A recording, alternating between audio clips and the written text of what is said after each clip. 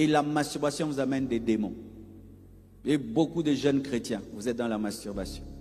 Et toi, le masturbateur qui aime saluer les gens, hein? Garde tes saletés pour toi-même, non? Alléluia, alléluia, alléluia. Alléluia. Masturbateur. Et tu es intercesseur à l'église. Quand les gens tombent, c'est toi qui imposes les mains. Tu es en train de jouer. Tu entres dans la douche là, tu finis le savon. Mais tu sors non lavé.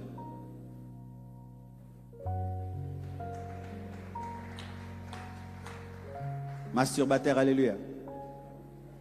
Tu as dit amen.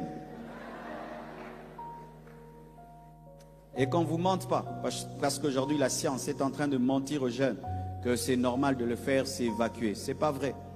Parce que si vous masturbez dans la jeunesse, ce qui va vous arriver, c'est que vous allez habituer votre corps à des mauvaises choses. Et quand tu te maries, tu continues à te masturber.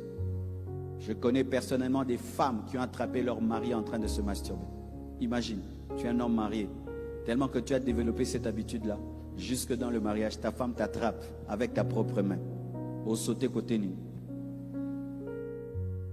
Ma soeur, quand tu te masturbes, tu vas t'habituer à un certain plaisir. Qui sait si ton mari va te donner ce plaisir-là que ta main te donne? Maintenant, ça fait que ta main te donne plus de plaisir que ton mari. Ça va faire que votre couple va être détruit. Ne vous amusez pas avec vos corps. Ton corps est le temple du Saint-Esprit. Ton corps, c'est un instrument de Dieu. Ton corps, c'est un instrument de Dieu. Et lorsque tu livres ton corps à la masturbation, tu es en train de salir l'ustensile du temple. Et d'autres, c'est l'impudicité. Vous couchez ensemble, vous n'êtes pas mariés. Qui vous a donné la permission? Qui t'a donné la permission de coucher avec la fille d'autrui? Tu ne l'as pas dotée. Tu es un voleur, un impudique chrétien, un impudique parlant langue, un impudique dansant, un impudique sautant. Tu iras en enfer, impudique, tu iras en enfer. Impudique, tu iras en enfer. Même si tu vas dans toutes les jeunesses du Congo, tu es un impudique, tu iras en enfer. Tu iras en enfer. Les impudiques iront en enfer. Impudique, tu iras en enfer. Si tu ne te répands pas, tu iras en enfer. Tu rateras l'enlèvement. Même si tu te crées ta propre doctrine, où Dieu me comprend, Dieu me supporte, Dieu ne comprend pas l'impudicité. L'impudicité, on se répand, on abandonne, Dieu pardonne. Mais si tu demeures dans l'impudicité, Dieu ne pardonne pas. Et certains, vous avez vos impudicités à l'église et vos avortements à l'église. Tu avortes ton corps porte la grossesse et puis tu te permets encore d'enlever la grossesse. Tu tues ce qui est entré dans ton corps. Un déséquilibre, même si tu travailles, même si tu étudies, même si tu es excellent, tu sens bon, Gucci, mais quand tu es dans l'impudicité, tu sens mauvais. Tu sens mauvais. Quelle est ta sanctification? La sanctification de ton corps. Ton corps. Est-ce que tu as un corps consacré à Dieu? Tu n'es pas marié. Des hommes couchent avec toi. 10, 7. Tu n'es pas marié. Tu couches avec n'importe quelle fille. Tu es en train d'accumuler des expériences sexuelles qui vont te créer des problèmes dans ton mariage.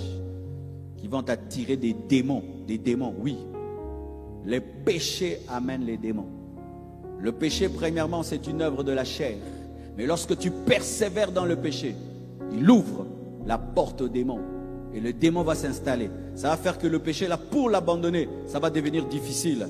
Des fois même, il faut une délivrance pour que tu l'abandonnes. Parce qu'en le nourrissant, c'est un esprit que tu as invité. Et si tu es là, tu couches avec un garçon, tu couches avec une fille, tu dois te séparer avec elle aujourd'hui. Aujourd'hui. C'est aujourd'hui. Oh Dieu, touche-moi. Il t'a touché parce qu'il t'a parlé.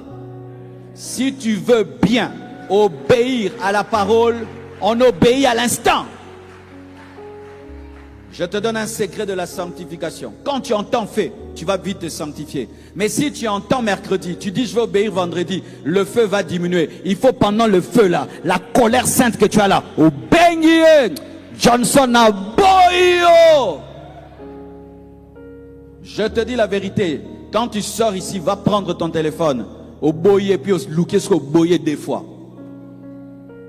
Il faut l'entamer déjà au téléphone. Tu dis na boyo. je ne veux plus de toi, et puis tu le cherches, tu lui dis, je ne veux plus.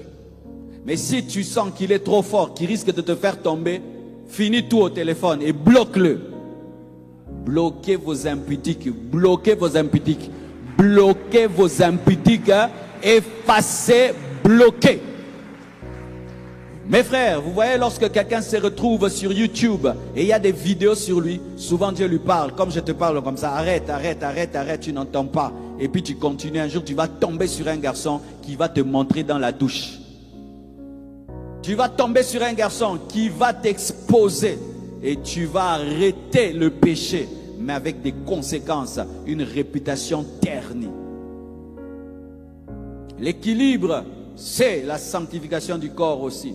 L'esprit, l'âme, tu étudies, tu es spirituel et ton corps, il est propre, il sent bon, il fait le sport, il mange bien, il dort bien et il craint Dieu. Donne-moi l'amen. Et par rapport au corps, il y a quelque chose que j'aimerais vous donner, le repos. J'ai remarqué que beaucoup de chrétiens ne se reposent plus. Vous savez, une fois, je vais dans un hôpital, je trouve un frère là-bas de l'église. Et il était vraiment dans les vapes. Et puis sa famille me dit, non, c'est un frère de votre église et tout. Et puis je le vois, et puis Dieu me parle de son problème. Il était tombé dans un surménage spirituel. C'est-à-dire, il jeûne. Il est dans des montagnes, dans toutes les églises. Quand on m'épose ici, lui profite, aller dans toutes les églises. Il ne dort pas. Il lit la Bible tout le temps. Il prie tout le temps. S'il ne prie pas, il suit des prédications. Il ne dort pas. Et puis il a attrapé une folie religieuse. Cette folie-là l'a mené à voir les démons partout. Tout le monde était agent des ténèbres. Tout le monde était sorcier. Même moi, quand je viens prier pour lui, il veut me discerner. Mais oui. Et puis Dieu me donne la révélation comment il devait être guéri. On était en train de l'injecter plein de choses. Oh, malaria cérébrale. C'est les...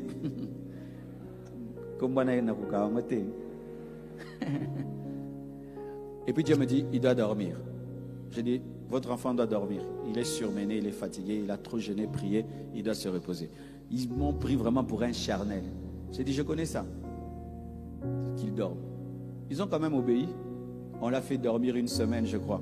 Après, il guérit. Tu dors combien de temps? Certains, même quand tu dors, tu ne dors pas. Tu continues à penser.